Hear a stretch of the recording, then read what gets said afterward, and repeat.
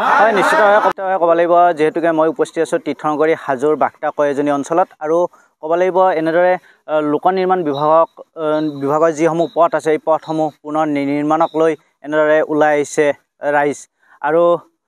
পূৰ্বৰ যি হাজো সমষ্টি আছিলে ইতিমধ্যে সেই সংলগ্ন হৈছে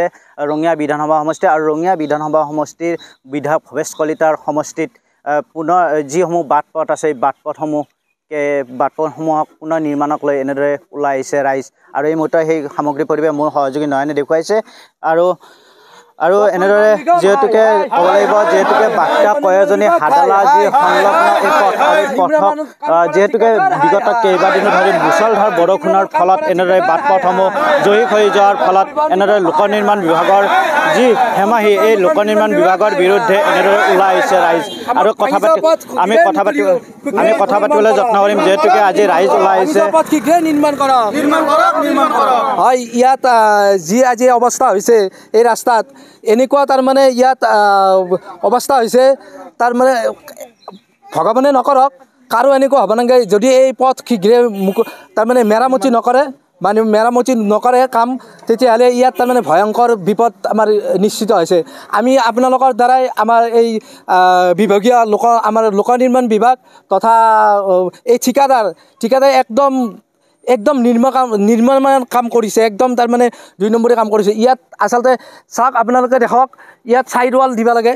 ইয়াত চাইড ৱাল নিদিলে ইয়াত মাটি কেনেকৈ ৰাখিব ইয়াত কোনো চাইড ৱালৰ ব্যৱস্থা কৰা নাই মানে গাঁত ৱাল আমাৰ শিলৰ পিষ্টিং দিব লাগে তেতিয়াহে মাটিখিনি ৰ'ব আৰু বালা মাটি এনে দি থৈ গৈছে ঠিকাদাৰে তাৰমানে যেনেদৰে কাম কৰিব লাগিছিল ঠিক তেনেদৰে কাম কৰা আমি দেখা নাই আমি আপোনালোকৰ জৰিয়তে অসম চৰকাৰ তথা আমাৰ এতিয়া আগত আছিল আমাৰ সুমন হৰিপ্ৰিয়া বাইদেউ এতিয়া আমাৰ বৰ্তমান বিধায়ক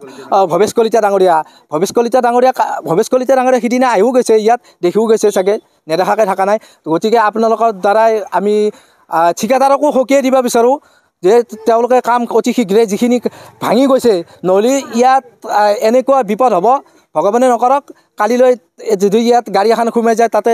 মানুহ যে তাৰ কিবা এটা ডাঙৰ এটা ভয়ংকৰ বিপদ হ'ব সেইটো তাৰমানে নিশ্চিত গতিকে আমি আপোনালোকৰ মিডিয়াৰ দ্বাৰাই আমি বিধায়ক মহোদয়ক ভৱেশ কলিতা ডাঙৰীয়াক তথা ঠিকাদাৰকো আমি আহ্বান জনাওঁ ঠিকাদাৰক দাবী কৰিছোঁ যে আপোনালোকে কাম ভালদৰে কৰক আৰু ইয়াত আমাৰ এনেকৈ কৰিলে নহ'ব আমাৰ ইয়াত চাইডত আমাৰ গাঁত ৱাল লাগিব নহ'লে ইয়াত মাটি এদিনো নাথাকে ইয়াততো ঠিকাদাৰৰ মানুহৰ কিবা যদি অন্যায় হয় ঠিকাদাৰৰ অন্যায় নহয় বা অসম চৰকাৰৰ কাৰো অন্যায় নহয় বা লোক নিৰ্মাণ বিভাগৰো কিন্তু আমাৰ কেতিয়াবা যদি কিবা বিপদ হয় আমাৰ ৰাইজৰ হ'ব আমাৰ বৃহত্তৰ ৰাইজৰ আমাৰ কাৰোবাৰ কিবা ক্ষতি হ'ব আৰু যদি এই কামটো বৰ্তমান অতি শীঘ্ৰে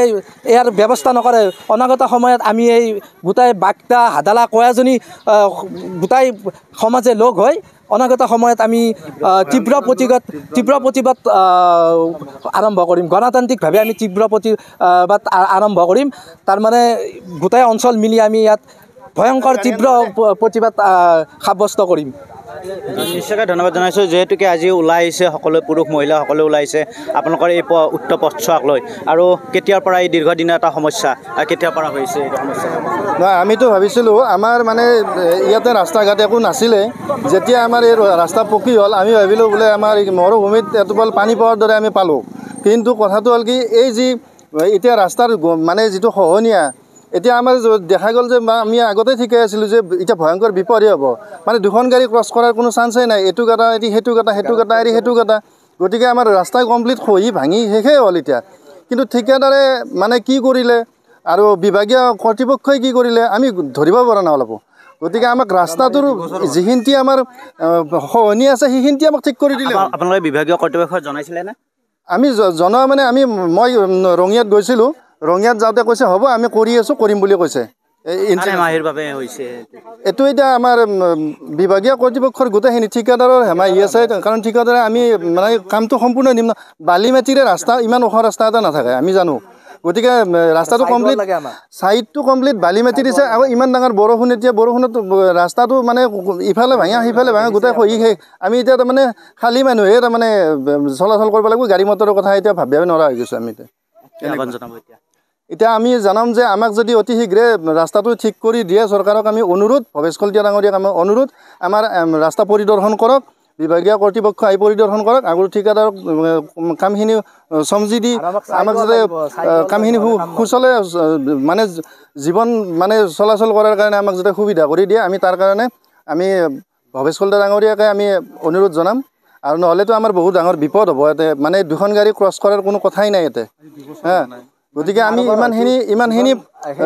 মানে হোৱাৰ পিছত যদি আকৌ ভাঙি যায় তাতকৈ আমাৰ মানে নোহোৱাটোৱে ভাল আছিল এনেকুৱা লাগি আছে আমাৰ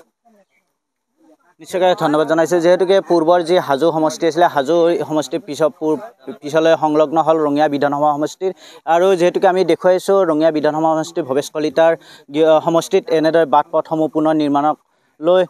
ওলাই আহিছে স্থানীয় ৰাইজ একাংশ ৰাইজে আৰু মই মোৰ সতীৰ্থ এই সহযোগী কিছু পৰিৱেশ দেখুৱাই অনুৰোধ জনাইছোঁ যিহেতুকে আমি এনিভাৰ 24 দৰ্শালত পোনপটীয়াভাৱে আমি দেখুৱাইছোঁ যিহেতুকে পূৰ্বৰ যি সংলগ্ন যি হাজো হাদালা যি কয়েজনী এনে সংলগ্ন হৈ থকা এটি পথ আৰু এই পথটো বিগত কেইবাদিনো মুছলধাৰ বৰষুণৰ ফলত এনেদৰে বাট পথসমূহ জয়ী হৈ যোৱাৰ ফলত তীব্ৰ সংকটজনক হৈ পৰিছে পথচাৰীসকলৰ আৰু ইতিমধ্যে সেই পথছোৱা পুনৰ নিৰ্মাণক লৈ বিভাগীয় কৰ্তৃপক্ষলৈ তীব্ৰ প্ৰতিবাদ সাব্যস্ত কৰি এনেদৰে ৰাজপথলৈ ওলাই আহিছে আমি কিছু সামগ্ৰিক পৰিৱেশ দেখুৱাৰ বাবে আহি উপস্থিত হৈছিলোঁ তীৰ্থনগৰী হাজোৰ এই ৰঙিয়া বিধানসভা সমষ্টিৰ কয়েজনী হাদালাৰ এই বাক্তা অঞ্চলত আৰু এই হাদালা অঞ্চলৰ পৰা মই মৃদুল মজুমদাৰ এনিভাৰ 24